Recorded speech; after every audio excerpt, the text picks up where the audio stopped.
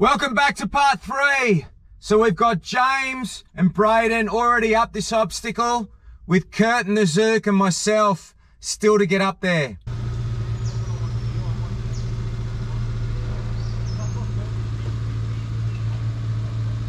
So he doesn't fit in the ruts so perfectly, but he's all good now.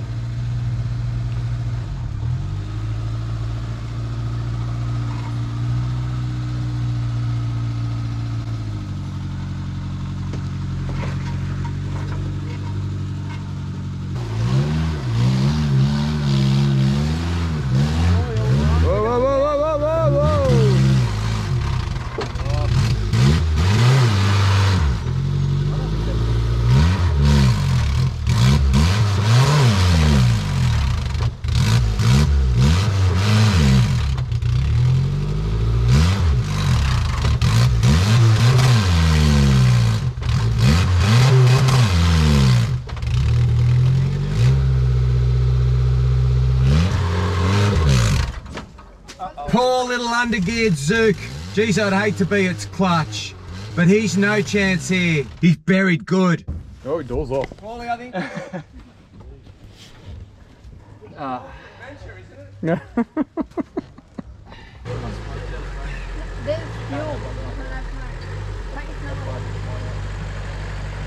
See Jones on the board today. How many people? 0. Yeah. He's actually been normal, mate. Imagine after doing it. I told him how to behave himself today, so these guys are actually professionals.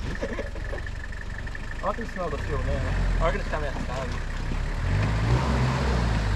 I think it's not I think when you're driving in this stuff, it doesn't matter what sort of tyres you've got, they're just going to be big donut. Can I have water? Get you some water. You're just going to use it.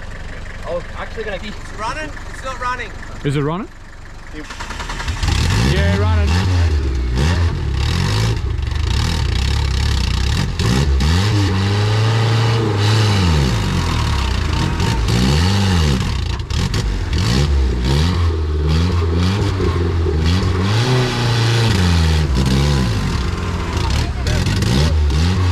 That back wheel ain't going nowhere, eh?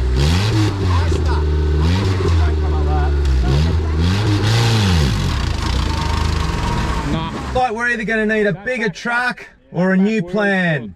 And not having a bigger truck down the hill, the new plan it was. One truck to the rescue! What's going on, boys? Building in the old I'll pull you all out.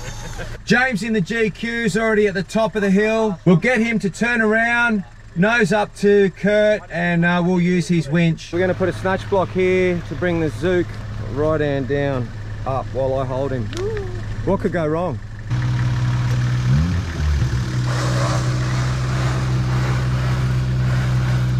So using a snatch block to change the direction of the rope through the gaps in the trees. So not only is a snatch block good for halving the load on a winch on a double line pull, but it's also good for redirecting the angle of your winch. Yeah, baby. Oh, stop. I'm about to go into Killy, stop. I just wanted to take that slack up as quick as I could. Okay? He's good now, then. Let me winch you up. Okay, drive.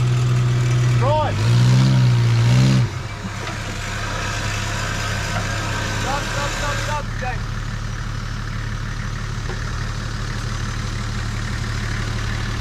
You got a metre, half a metre.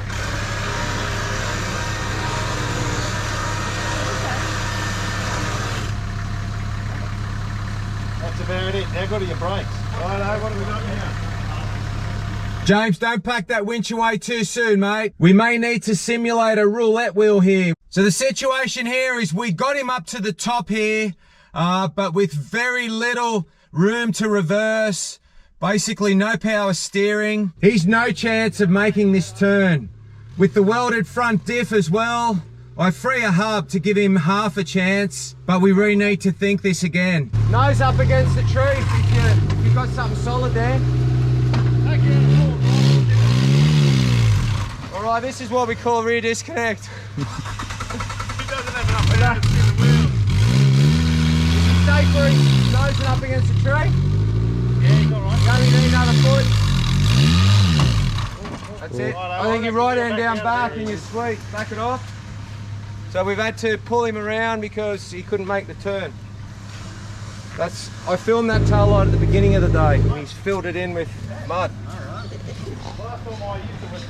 Gratefully, the rain eased off here for us for this recovery. Oh, good meter.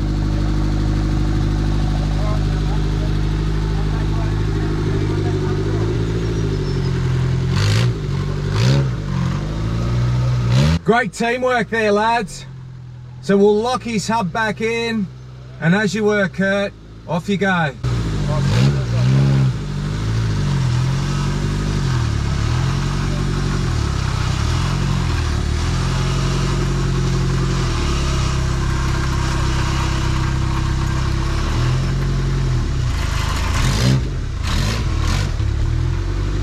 Now it's my turn. Whatever line there was there at the beginning of this hill with Braden having his first go, couple of recoveries, and it's now a slosh pit.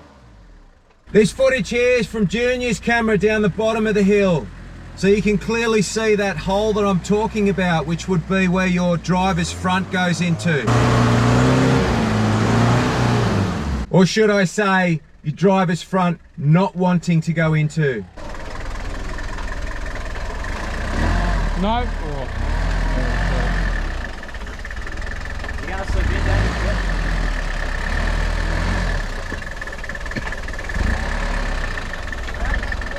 Yes. Water alright? You're about to fall in here pretty far. Nice and slow. Slowly. That's about it there. He slid across. Oh, I did it? Yeah. I can't go back anymore. Your rear bar's hitting, but you'll clear it.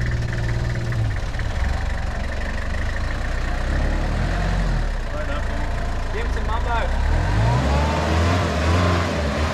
Zero traction on that hill. Look at those. Look at them. There's no way that I was going to get any traction at all. Just too muddy. And they're not a comp spec tyre, and there's 15 pound in them too. So you can see that they were bagging because the mud's starting to separate. New line for me here. I'll see if I can go up where James did on his second attempt. Up to the tree.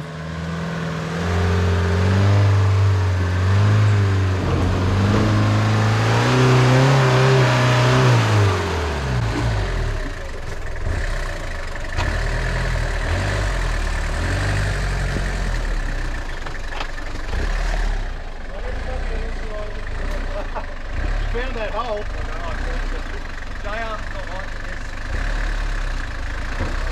That went in the hole. Yeah, you did.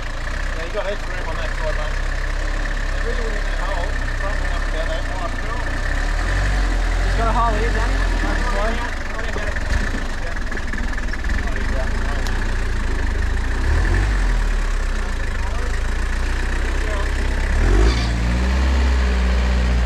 Very lucky in that hole not to have hit that panel as well. Yeah, that smells like those. Quite a hard obstacle now we've made of it. But look at it, the sun's out. So that's what we came down, and then we had recoveries on this point here. We move on, there's a bit of a transit stage.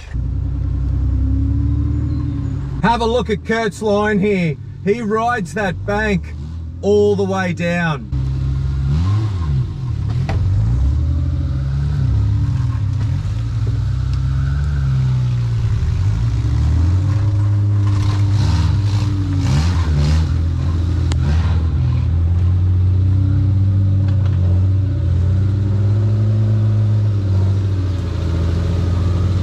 Obviously, my turn now. I choose option B to stay clear away from all Lantana.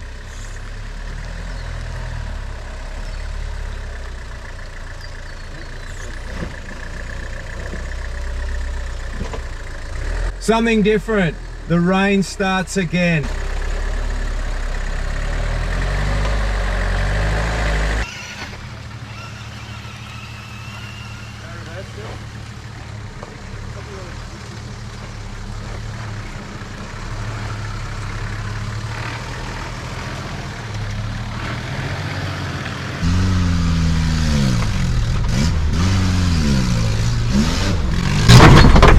Kurt's poor little Zook here, his clutch is at the end of its life.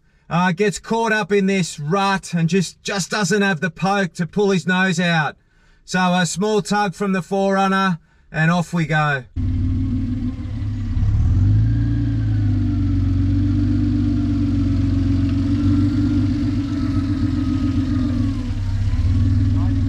Yeah.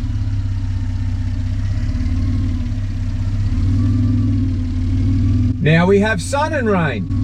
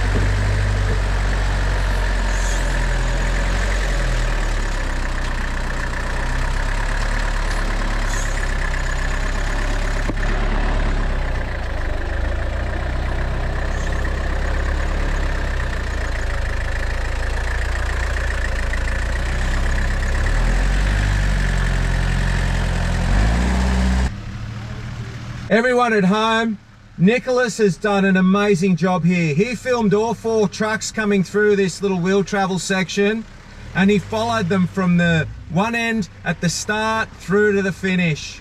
Well done, Nicholas. Really good work.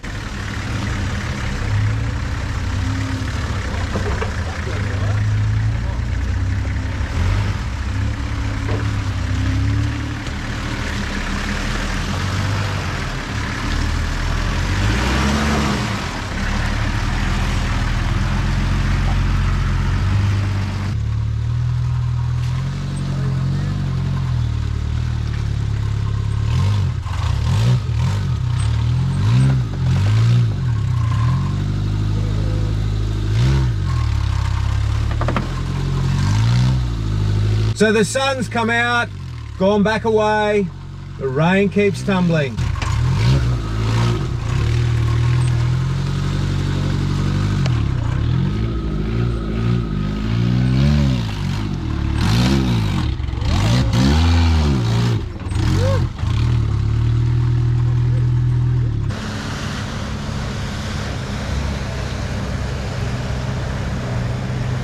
If I may, I just want to have a quick talk about maintenance after a trip like this. Apart from the obvious, washing all the mud off and trying to hide the scars on the bar work. A coat of paint here with a brush, the epoxy enamel in gloss black, you wouldn't even know. After all that mud and deep water, the first priority was after the clean. Adjust the rear shoes. We had no handbrake and the pedal brake was quite bad too. So we'll nip these up. I've got a gurney through there and I've washed it all out, so it saves me the time to have to take the wheel off, the spacer off, the drum off. I know everything was good when we fitted this rear locker not long ago at all. Oh, much better. Before it was coming up at least another half dozen clicks.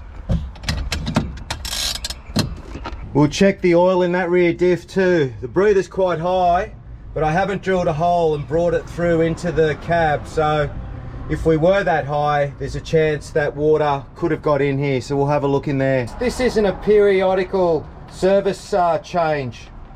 This is about finding out if there's water in there.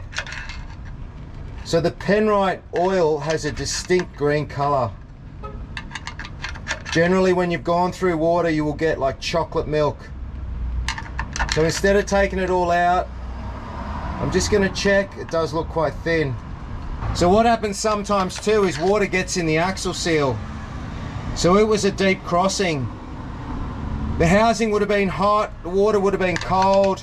You know what, I'm just going to drop it and replace it. Because I'm going to need these diff centers eventually for the LM106 when I twin lock and transfer gear it one day. Look, out of the two diffs, the rear obviously does all the work on the road. It does all the work, so yeah, good call.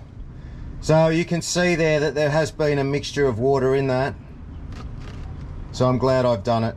So grateful every time I pull out another 20 litre Penrite oil of whatever grade I've been given to be an ambassador for such a great product.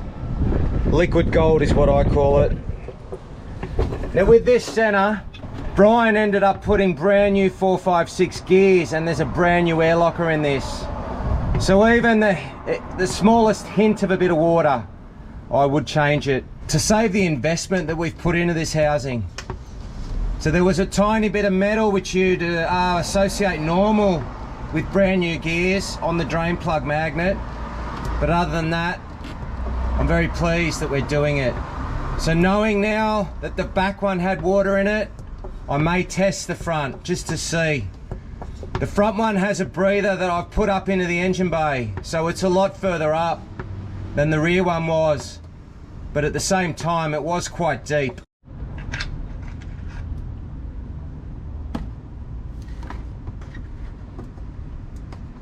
And then what we'll do, we'll just let that settle. And that means it's going to be level with the bottom of the filler plug hole. That's about as much oil as we want in there. Here we are at the front. So there's no oil or water coming out of that, which is a good sign. As I top them up and I leave them flush with the bottom of that filler plug. So if we do get a cupful of water or so, the oil level will rise, and when you pull this off, generally it will come out, meaning that it's overfull. Yeah, so that oil is still the same sort of color as what we've just saw go in. I might just get a little bit more in there, but I'm confident that this one didn't get any water in it. The breather on this one, it's extended right up into the engine bay, into the highest point I could get, which is just there. So that's the end of it there. We can clearly see the difference of the oil that's come out as opposed to the color of it that it was when it went in. So water has contaminated that 100%. Now after towing this up the coast, the 3-hour drive north, we did end up needing the car trailer to bring some other stuff back with us. So the rubber ducky went on the roof of the 4Runner. I wound the fuel up just that little bit, and down the highway she came with the rubber ducky on the roof and all, following Shell with the car trailer in tow on her vehicle. Motor-wise, nearly 600,000 Ks, the thing didn't miss a beat. I put a bit more fuel through it, so we were pushing about 12-pound boost, and then up the hills I was getting around the 550 on the pyro, so I was tending to back off once I saw that. But other than that, no oil usage, no water usage. A true old Warrior Survivor 2.4 diesel. I may need to put a different tail shaft. I've got a few various size ones. This was the one, this is the latest one we built that we had on Bullet truck. But Bullet was running a bigger shackle. So I either got to put the bigger shackle back on, or I feel like maybe on the beach I felt that bottoming out. With a thud. That's not a good sign, but that tail shaft may potentially be 20 or so mil too long for the space. So that's something I'm going to look at. I also noticed here, I've given this fuel tank bash plate a really nice hit here. I might have to pull that off and straighten that out and make sure it's not actually hitting the tank as far as vibrations go. It's given itself a little bit more ground clearance there. Probably not the end of the world. I don't remember where I actually could have done that. Gearbox and transfer breather's quite high, so very little chance unless you're stuck that you're going to get water in them. We'll put a few in the front, and while we're doing that, we'll get back to the action and finish off this awesome little day trip that Braden showed us.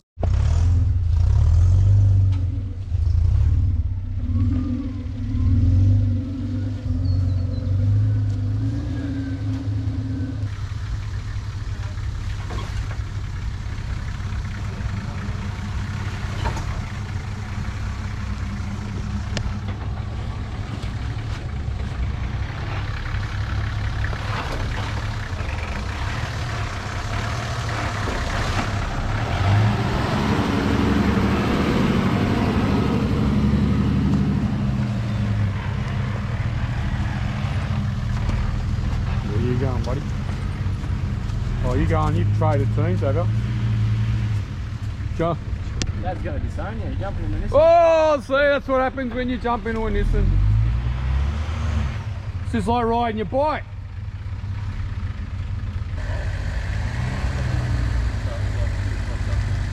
Watch yourself, Nicholas. You're on me, drive it. Keep set that way.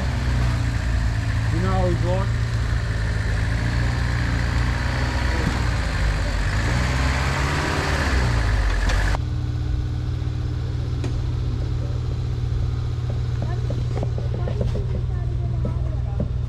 Because he doesn't want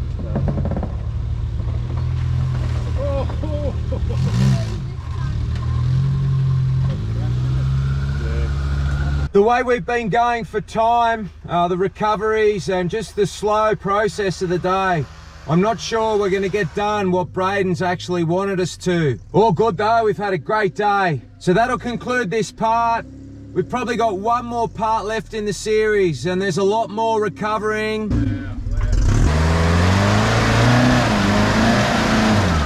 And a lot more failed attempts at hill climbs. Oh, don't slide in. Nice.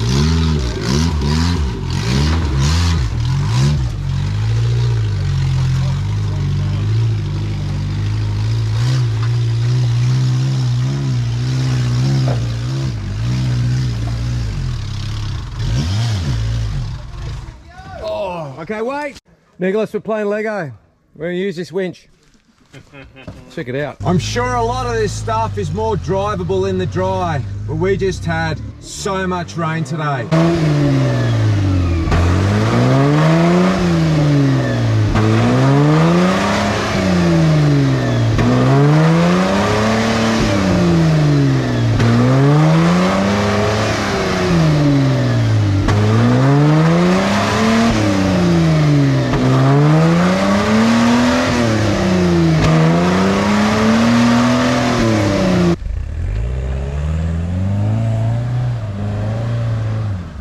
Stay tuned for part 4, and as always, thanks for watching.